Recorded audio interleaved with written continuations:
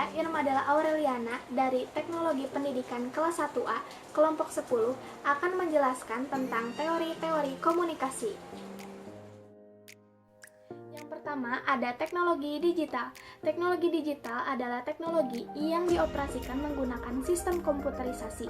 Sistem yang didasari dari bentuk informasi sebagai nilai numeris 0 dan 1 yang mengidentifikasikan simbol-simbol untuk proses informasi yang mudah, cepat, dan akurat. Teknologi digital ini bukan sesuatu hal yang baru dan muncul secara tiba-tiba, melainkan sudah berkembang sejak puluhan tahun 80-an hingga sekarang ini era digital yaitu abad ke-21. Teknologi digital ini sudah menjadi kebutuhan bagi setiap orang. Gambar dalam foto-foto ini merupakan contoh dari teknologi digital pada masa kini. Perkembangan teknologi digital dimulai dari revolusi industri 1.0. Revolusi industri 1.0 pada abad ke-18 dimulai dengan munculnya penemuan sebuah mesin uap. Dilanjutkan revolusi industri 2.0 pada awal abad ke-19 adalah penemuan tenaga listrik yang bisa disambungkan ke sebuah mesin, melahirkan istilah mass production. Lalu revolusi industri 3.0 pada awal abad ke-20 era digitalisasi pada industri manufaktur, komputer, dan robot. Teknologi komputer yang berkembang sangat pesat membuat ukuran komputer menjadi lebih kecil, tenaga listrik yang dibutuhkan pun menjadi lebih sedikit, dan kemampuan berhitung yang semakin canggih. Revolusi industri 4.0 sekarang ini melahirkan tren otomatisasi data yang mencakup sistem cyber fisik. Nah, teknologi digital ini memiliki kelebihan dan kekurangan. Kelebihan yang pertama, mudahnya akses informasi, beragamnya sumber informasi, komunikasi menjadi tidak terbatas, dan adanya informasi dalam berbagai bidang. Dan kekurangan dari teknologi digital adalah mahalnya perangkat teknologi digital, adanya pelanggaran hak kekayaan intelektual, dan kesalahan digitalisasi menyebabkan informasi tidak tersampaikan dengan baik, juga tumbuhnya kebiasaan berpikiran instan. Selanjutnya ada teori budaya. Para peneliti yang mengenalkan kajian budaya untuk pertama kalinya yaitu ada Thomson, Richard Hoggart, Raymond William, lalu diikuti oleh Stuart Hall dan lain-lain. Teori budaya disebut juga dengan kajian budaya yang merupakan salah satu tradisi penelitian yang meneliti konteks budaya sebagai hal yang penting untuk memahami media secara lebih akurat. Budaya berasal dari sosiologi, yaitu memberi landasan komunikasi budaya yang memiliki nilai praktik, yaitu bagaimana budaya itu berkembang dan bagaimana budaya tidak menimbulkan kultur shock atau gegar budaya. Teori budaya sejatinya merupakan istilah yang diterapkan secara beragam sebagai upaya untuk mengkonseptualisasikan dan memahami dinamika budaya. Teori budaya biasanya melibatkan berbagai pendapat tentang hubungan antara budaya dan alam, budaya dan manusia, pembagian budaya tinggi dan budaya rendah, serta keterkaitan antara tradisi budaya dan perbedaan budaya. Teori budaya ini memiliki 5 karakteristik. Yang pertama, teori budaya ini bertujuan untuk menyelidiki berbagai persoalan yang didasarkan pada praktek kebudayaan dan kaitannya dengan kekuasaan. Yang kedua, tujuan teori budaya meliputi pemahaman terhadap budaya di dalam semua bentuknya yang kompleks dan menganalisis konteks sosial politik di mana budaya memanifestasikan dirinya. Dan karakteristik yang ketiga, teori budaya adalah sebuah kajian atau analisis dan tindakan atau kritisme politis.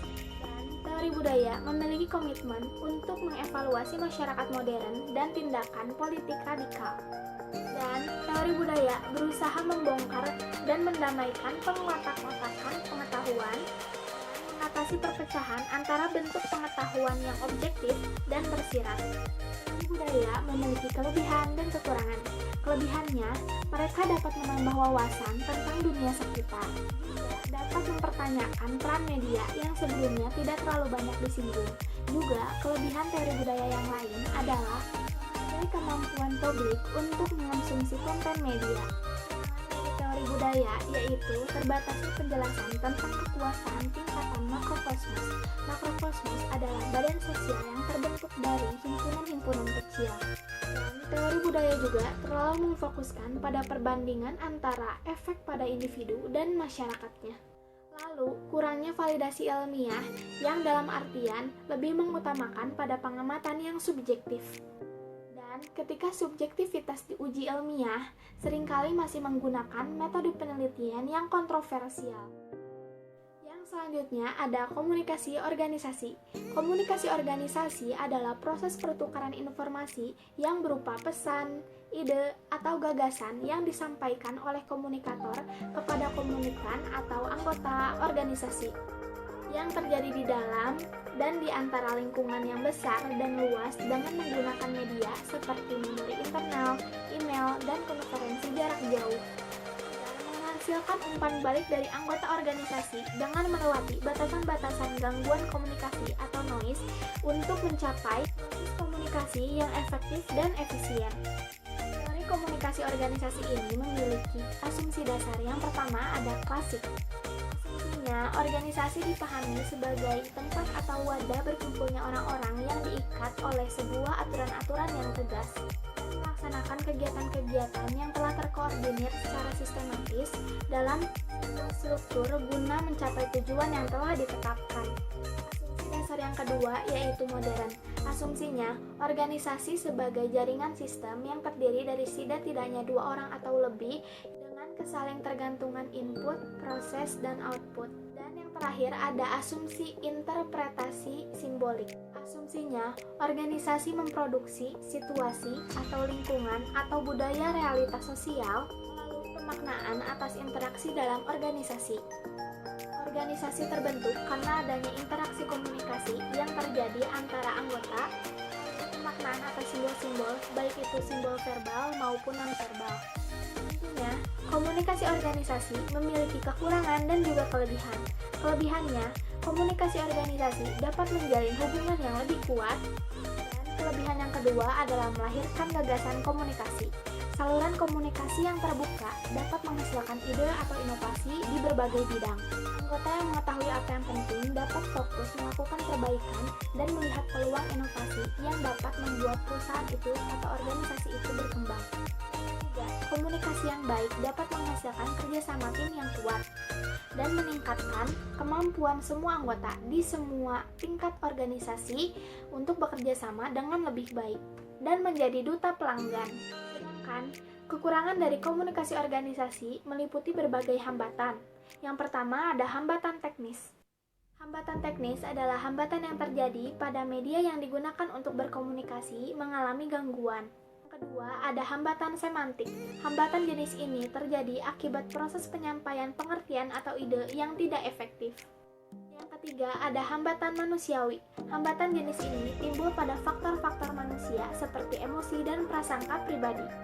Hambatan yang keempat adalah hambatan sosio-antrapsikologis. Hambatan jenis ini terjadi akibat penerima informasi tidak mengetahui bahwa proses komunikasi termasuk komunikasi organisasi. Hambatan yang terakhir adalah hambatan ekologis. Hambatan jenis ini seperti lingkungan yang bising, banyaknya orang yang berlalu lalang, dan lain sebagainya. Yang selanjutnya ada teori uses and gratification. Teori ini pertama kali diperkenalkan oleh Herbert Blumer dan Elie Hukatz pada tahun 1974. Teori ini mengatakan bahwa pengguna media berperan aktif untuk memilih dan menggunakan media tersebut. Kata lain, pengguna media adalah pihak yang aktif dalam proses komunikasi. Pengguna media berusaha untuk memenuhi kebutuhannya. Inti dari teori uses and gratification adalah bahwa khalayak menggunakan media massa berdasarkan pada motif-motif tertentu. Jika motif ini terpenuhi, maka kebutuhan khalayak pun akan terpenuhi. Teori ini memiliki 5 asumsi dasar. Asumsi dasar yang pertama adalah khalayak memiliki peran aktif. Khalayak bebas memilih media, bukanlah satu-satunya sumber pemuas. Dan juga tujuan pemilihan media massa disimpulkan dari data yang diberikan anggota, khalayak, atau audiens. Dan asumsi yang terakhir adalah pencegahan signifikansi nilai kultural. Tentu saja, teori uses and gratification memiliki kelebihan dan juga kekurangan. Kelebihan yang pertama, teori ini memfokuskan pada perhatian individu dalam proses komunikasi massa. Lalu, teori ini memiliki respek pada kemampuan intelektual dari pengguna media. Dan teori ini dapat menyediakan analisis yang mencerahkan bagaimana pengguna dapat berinteraksi dengan isi media. Dan kelebihan yang keempat, teori ini dapat membedakan pengguna yang aktif dan juga pengguna yang pasif. Dan juga mempelajari media adalah bagian dari kehidupan sehari-hari. Dan kelebihan yang terakhir, teori ini dapat menyediakan wawasan yang berguna dalam proses adopsi pada media baru. Dan kekurangan teori uses and gratification yang pertama adalah terlalu bergantung pada analisis fungsional.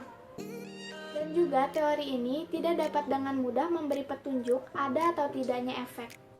Dan banyak konsep kuncinya yang dikritik karena tidak dapat diukur. Dan kekurangan yang terakhir adalah terlalu berorientasi pada level mikro. Ada juga teori komunikasi antar budaya.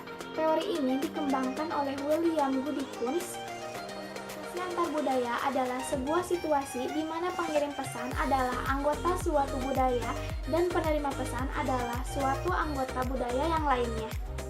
Komunikasi antar budaya memiliki tema pokok yang membedakan pada studi komunikasi yang lainnya, yaitu perbedaan latar belakang pengalaman yang relatif besar antara para komunikatornya yang disebabkan pada perbedaan kebudayaan. Konsekuensinya, jika ada dua orang yang berbeda, maka beda pula perilaku komunikasi dan makna yang dimilikinya. Untuk memahami kajian komunikasi budaya, maka kita akan mengenal beberapa asumsi. Asumsi yang pertama bahwa komunikasi antar budaya dimulai dari anggapan dasar bahwa adanya perbedaan persepsi antara komunikator dan komunikan. Dan dalam komunikasi antar budaya terkandung isi dan relasi antar pribadi. Gaya personal mempengaruhi komunikasi antar pribadi. Dan komunikasi antar budaya bertujuan untuk mengurangi tingkat ketidakpastian. Dan teori ini berpusat pada kebudayaan. Dan efektivitas antar budaya merupakan tujuan dari komunikasi antar budaya. Tentu saja, teori komunikasi antar budaya memiliki kekurangan dan juga kelebihan. Kelebihan dari teori ini yang pertama adalah teori ini merupakan salah satu teori yang lintas bidang ilmu heurisme. Dan kelebihan yang lainnya dari teori ini adalah memiliki nilai konsistensi logis yang tinggi. Dan juga teori ini dapat digunakan untuk kajian masa kini dan juga masa depan. Sedangkan kekurangan teori komunikasi antar budaya dinilai kurang memiliki kegunaan karena mengurangi ketidakpastian mengenai diri sendiri dan orang lain dalam sebuah perjumpaan awal bukanlah tujuan utama. Karena yang menjadi tujuan utamanya adalah memaksimalkan hasil suatu hubungan. Teori selanjutnya akan dijelaskan oleh Inecita Tamara Silitonga. Baiklah, saya akan menjelaskan tentang teori fungsional. Yang pertama adalah pengertian teori fungsional. Teori fungsional menurut Emil Durkheim adalah teori komunikasi yang menjelaskan susunan masyarakat sebagai bagian tatanan sosial yang mengindikasikan bahwa masyarakat memiliki hidup harmonis. Individu dipengaruhi oleh struktur sosial atau sistem sosial, dan individu bagian dari struktur sosial tersebut merupakan ciri dan pokok dari teori fungsional itu sendiri. Yang kedua adalah tokoh dari teori fungsional. Yang pertama adalah Auguste Comte, yang kedua Emil Durkheim, dan yang ketiga adalah Herbert Spencer. Yang ketiga adalah kata kunci dari teori fungsional. Kata kunci dari teori ini adalah yang pertama, mementingkan sinkroni. Yang kedua, cenderung memusatkan perhatiannya pada akibat-akibat yang tidak diinginkan daripada hasil yang sesuai tujuan. Yang ketiga, memandang realitas sebagai sesuatu yang objektif dan independen. Yang keempat, menganut prinsip the correspondence theory of truth. Yang keempat adalah asumsi dasar dari teori fungsional. Menurut George Ritzer, Asumsi dasar teori fungsionalisme adalah bahwa setiap struktur dalam sistem sosial juga berlaku fungsional terhadap lainnya. Sebaliknya, jika tidak fungsional, maka struktur itu. Dan ini adalah kekurangan juga kelebihan dari teori fungsional.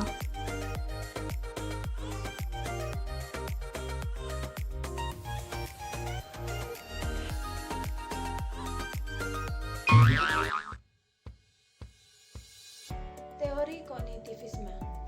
Yang pertama adalah pengertian teori kognitivisme. Kognitivisme adalah sebuah teori belajar yang didasarkan pada proses mental yang memediasi pembelajaran dan dalam pembelajaran membutuhkan konstruksi atau pembentukan kembali skema mental. Kedua adalah asumsi teori kognitivisme. Setiap orang telah mempunyai pengalaman dan pengetahuan dalam dirinya. Pengetahuan dan pengalaman ini tertata dalam struktur kognitif. Menurut teori ini, proses belajar akan berjalan baik bila materi pelajaran yang baru diadaptasi dengan struktur kognitif yang telah dimiliki oleh siswa. Yang ketiga, tahap proses belajar. Yang pertama adalah asimilasi, merupakan proses penyesuaian pengetahuan baru dengan struktur kognitif. Yang kedua, akomodasi merupakan proses penyesuaian struktur kognitif dengan pengetahuan baru. Yang ketiga adalah visualisasi, merupakan proses penerimaan pengetahuan baru yang tidak sama dengan yang telah diketahuinya. Yang keempat adalah equilibrium, merupakan proses penyeimbangan mental setelah terjadinya proses asimilasi. Kelebihan dari teori ini adalah: 1. Sebagian besar dalam kurikulum pendidikan negara Indonesia lebih menekankan pada teori kognitif yang mengutamakan pada pengembangan pengetahuan yang dimiliki pada setiap individu.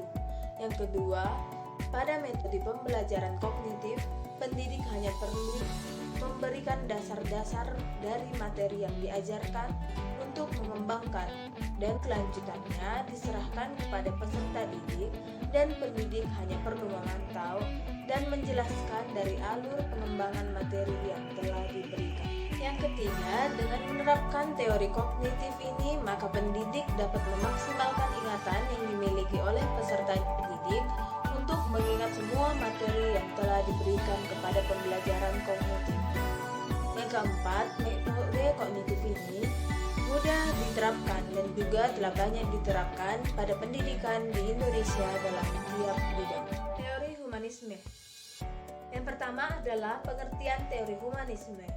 Teori ini dikembangkan oleh Neo pada tahun 1977 yang diilhami oleh perkembangan psikologi humanisme. Komunikasi humanisme pernah diimplementasikan dalam dunia pendidikan melalui humanistik kurikulum. Yang kedua adalah asumsi dasar. Asumsi dasar yang pertama adalah manusia selalu mempunyai kebutuhan untuk berkembang dan maju. Yang kedua, manusia selalu berusaha memenuhi kebutuhan yang lebih pokok terlebih dahulu sebelum berusaha memenuhi kebutuhan lainnya. Yang ketiga adalah pandangan humanisme. Seperti yang dikemukakan oleh Rogers, pandangan humanisme adalah bahwa 1. Setiap manusia hidup sebagai pribadi dalam dunianya sendiri dan mencari makna berdasarkan pemikiran dan pengalamannya. Yang kedua, manusia berusaha untuk mengaktualisasikan dirinya dengan mempertahankan kelakuannya. Yang ketiga, realitas yang ada dalam lingkungannya ditanggapi dengan cara dan prinsip yang sesuai dengan dirinya. Yang keempat, pandangan hidupnya berkembang berdasarkan pada hasil penalaran, perasaan, dan pengalaman. Adapun kelebihan dari teori humanisme yaitu teori ini diterapkan dalam materi pembelajaran yang bersifat pembentukan kepribadian, hati nurani, perubahan sikap, dan analisis sosial. Kemudian, teori ini dapat membuat siswa merasa senang, berinisiatif dalam belajar atas kemauannya sendiri. Kelebihan lainnya seperti siswa diharapkan menjadi manusia yang bebas, tidak terikat oleh pendapat orang lain, dan mengatur pribadinya sendiri secara bertanggung jawab tanpa mengurangi hak-hak orang lain. Kekurangan dari teori humanisme ini adalah siswa tidak mau memahami potensi dirinya dan ketinggalan dalam proses belajar. Lalu, siswa yang tidak aktif dan malas belajar akan merugikan diri sendiri dalam proses belajar. Teori psikologi komunikasi. Pertama adalah pengertian dari teori psikologi komunikasi. Teori psikologi komunikasi adalah suatu peristiwa sosial yang coba dianalisis dengan menggunakan pendekatan psikologis akan menuntun kita pada pendekatan psikologi sosial. Dengan demikian, pendekatan psikologi sosial merupakan pendekatan psikologi komunikasi. Terdapat ciri pendekatan psikologi komunikasi, yaitu yang pertama, sensory reception of stimuli, yang kedua, internal medicine of stimuli, yang ketiga, prediction of responses, yang keempat, reinforcement of responses. Adapun lingkup psikologi komunikasi sebagai berikut. Yang pertama, memahami diri sendiri dan orang lain. Yang kedua, memapankan hubungan yang bermakna. Yang ketiga, mengubah sikap dan perilaku. Manfaat yang kita dapatkan dalam mempelajari psikologi komunikasi adalah yang pertama, pengertian. Artinya, penerimaan cermat yang didapat dari penyampaian komunikator.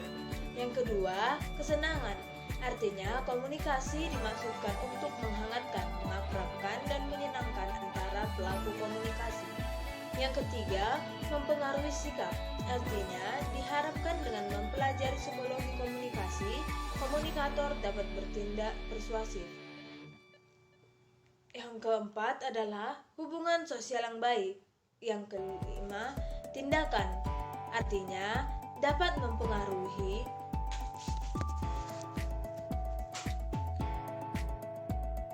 Yang kelima, tindakan. Artinya dapat mempengaruhi tindakan sehingga menimbulkan pengertian terhadap penyampaian komunikasi. Yang kelima, tindakan. Artinya dapat mempengaruhi tindakan sehingga menimbulkan pengertian terhadap penyampaian komunikasi.